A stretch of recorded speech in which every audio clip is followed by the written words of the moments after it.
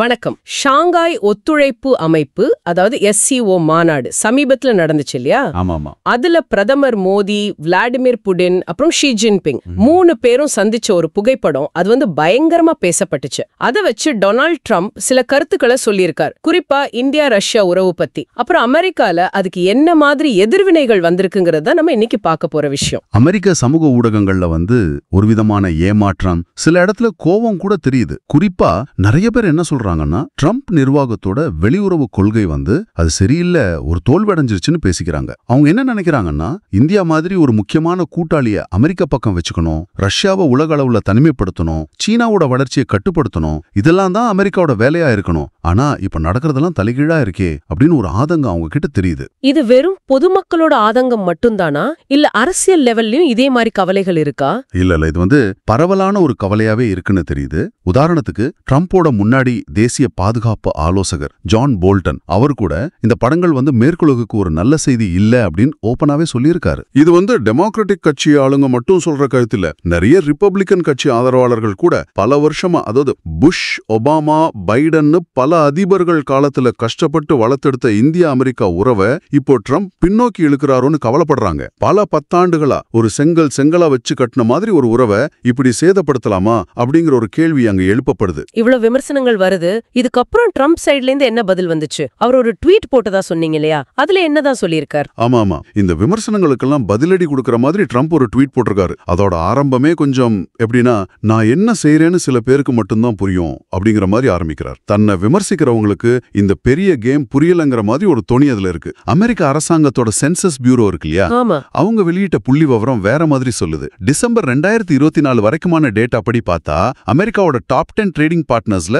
இந்தியாவும் ஒன்னு. கிட்டத்தட்ட $193 பில்லியன் அந்த அளவுக்கு பொருட்கள் வர்த்தகம் நடந்திருக்கு. இது பிரான்ஸ் கூட பண்ற வர்த்தகத்தை விட அதிகம். அமெரிக்கா அதிகமா எக்ஸ்போர்ட் பண்ற முதல் 15 நாடுகள்லயும் இந்தியா இருக்கு. டிஜிட்டல் பொருட்கள் வர்த்தகம் இப்ப கூகுள், மைக்ரோசாஃப்ட் மாதிரி நிறுவனங்கள் இந்தியால பண்ற பிசினஸ், அந்த சேவை வர்த்தகம் இதுல சேர்க்கப்படல. அதையும் சேர்த்தா இந்த நம்பர் இன்னும் பெருசா இருக்கும். ஆனாலும் வெறும் பொருட்கள் வர்த்தகமே 193 பில்லியன் இருக்கும்போது அதை ரொம்ப குறைவுன்னு சொல்றது புள்ளி விவரங்களை பெருசா காட்டாம பொதுவா ஒரு கருத்தை ஒருவேளை அரசியல் காரணங்களுக்காக விதிக்கிற முயற்சியா இருக்கலாம்னு தோணுது. புள்ளி விவரம் சரியா தெரியாத ஒரு சராசரி அமெரிக்கர் இதை கேட்டா, ஓ அப்படியா விஷயம் அப்படின்னு நம்புறதுக்கு வாய்ப்பு இருக்கு இல்லையா? சரி, வர்த்தகம் ஒரு பக்கம் இருக்கட்டும். அடுத்த ஆயுத கொள்முதல் பத்தி என்ன சொல்றாரு? இந்தியா பெரும்பாலும் ரஷ்யா கிட்ட இருந்து தான் வெப்பன்ஸ் வாங்குது, அமெரிக்கா கிட்ட இருந்து ரொம்ப கம்மியா வாங்குதுன்னு சொல்றாரு. அமெரிக்கா சில நட்பு நாடுகளுக்கு இப்போ உக்ரைன் மாதிரி மானிய விலையில இல்லனா உதவியா கூட ஆயுதங்கள் கொடுக்குது. அதையெல்லாம் தவிர்த்துட்டு நேரடியா காசு கொடுத்து அமெரிக்க ஆயுதங்களை வாங்குற நாடுகள் பட்டியலை பார்த்தா இந்தியா ஒரு முக்கியமான கஸ்டமர். நாம அமெரிக்காவோட ஒரு மேஜர் டிஃபென்ஸ் பார்ட்னர், அதையும் நம்ம கவனிக்கணும். அதனால அமெரிக்கா கிட்ட இருந்து குறைவா வாங்குறோம்னு சொல்றது அது சூழல்ல முழுசா பிரதிபலிக்கிற மாதிரி தெரியல. ஓகே, அப்புறம் வர்த்தக கட்டணங்கள், அதாவது டாரிஃப்ஸ் பத்தியும் ட்வீட்ல சொல்லிருக்காரு. இந்தியா எல்லா வரியையும் ஒண்ணுமே இல்லாத அளவுக்கு குறைக்க ஒத்துக்கிட்டதா சொல்றாரு. அது எந்த அளவுக்கு சரி? அதுவும் கொஞ்சம் மிகைப்படுத்தப்பட்ட கூற்றா தெரியுது. குறிப்பா விவசாய பொருட்கள் விஷயத்துல அமெரிக்கா பொருட்களுக்கு முழுமையான மார்க்கெட் ஆக்சஸ் கொடுக்கறதுக்கு இந்தியாவே கொஞ்சம் தயங்குதுங்கிறது ஒரு நடைமுறை உண்மை. அந்த ட்வீட்ல அவர் கடைசியா இட்ஸ் கெட்டிங் லேட் அப்படின்னு முடிச்சிருக்காரு. அதுக்கு என்ன அர்த்தம் எடுக்கலாம்? ஒரு வார்னிங் மாதிரி இருக்கே. ஒருவேளை நிலைமையோட சீரியஸ்னஸ் ட்ரம்ப் உணரத் தொடங்கிட்டாரோ என்னவோ. அதாவது இந்தியா அமெரிக்க உறவை இதே மாதிரி அசால்ட்டா ஹேண்டில் பண்ணினா சரி செய்ய முடியாத அளவுக்கு டேமேஜ் வந்துரும்னு புரிஞ்சிருக்கலாம். அதனாலதான் இந்த தடவை கொஞ்சம் சாஃப்டா வழக்கமா அவர் பயன்படுத்துற கேப்ஸ் லாக் எழுத்துக்கள்லாம் இல்லாம தன் செயல்களை நியாயப்படுத்தவும் அதே சமயம் ஒரு வார்னிங் மாதிரி ஒரு மெசேஜையும் சொல்ல முயற்சி செஞ்சிருக்கலாம். வெளியுறவுத்துறை அமைச்சரா இப்ப இருக்கிற மார்க்கோ ரூபியோ அவர் இந்தியா அமெரிக்கா பார்ட்னர்ஷிப்போட முக்கியத்துவத்தை வலியுறுத்தி ஒரு பிரச்சாரமே தொடங்கி இருக்கிறதா அந்த ஆதாரம் சொல்லுது. ஜேடி வான்ஸும் ட்ரம்போட ட்வீட்டை ரீட்வீட் பண்ணி ஒரு வகையில சப்போர்ட் தெரிவிச்சிருக்கார். ஆனாலும் இந்த முயற்சிகள்லாம் எந்த அளவுக்கு பலன் கொடுக்குங்கிறது சந்தேகம்தான். இந்த உறவுல ஏற்பட்ட விரிசல்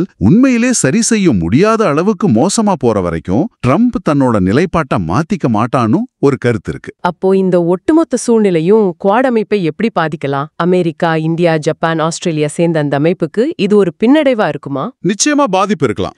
ஏன் குவாட் அமைப்பே சீல்படாம முடங்கி போறதுக்கு கூட வாய்ப்பு இருக்குன்னு இந்த ஆதாரம் ஒரு எச்சரிக்கை முன்வைக்குது. இது ஒன்னும் ஆச்சரியப்பட வேண்டிய விஷயமும் இல்ல. ஒபாமா காலத்திலயும் குவாட் கிட்டத்தட்ட இதே மாதிரி ஒரு தொய்வு நிலையை சந்திச்சிருக்கு. அதனால சம்பந்தப்பட்ட நாடுகள் உடனடியே ஏதாவது ஸ்டெப்ஸ் எடுக்கலன்னா குவாட் அமைப்போட செயல்பாடுகளும் பாதிக்கப்படலாம். இருக்கலாம். அப்போ இந்த சூழலை இந்தியா தனக்கு சாதகமா எப்படி பயன்படுத்திக்க முடியும்? அமெரிக்கா கூட இந்தியா ஏற்கனவே சைன் பண்ண சில பாதுகாப்பு ஒப்பந்தங்கள் இல்ல டெக்னாலஜி டீல்ஸ் இருக்கலாம் இல்லையா? ஆமா. அதுல இந்தியாக்கு சில தயக்கங்கள் இருந்திருக்கலாம், இல்ல முழு திருப்தி இல்லாம இருந்திருக்கலாம். அப்படி இருந்தா அதை மறுபரிசீலனை செய்யறதுக்கோ இல்ல சில கண்டிஷன்ஸை ரீநெகோஷியேட் பண்றதுக்கோ இது ஒரு நல்ல சான்ஸ்னு சொல்லுது. எப்படி? பாருங்க, உங்க பிரசிடென்ட்டே எங்களுக்கு எதிரா இப்படி பேசுறாரு, அதனால இந்த ஒப்பந்தத்துல எங்களுக்கு சில சந்தேகங்கள் இருக்கு, இத மறுபடியும் பேசணும் அப்படின்னு சொல்றதுக்கு இது ஒரு சரியான நேரமா இருக்கலாம்.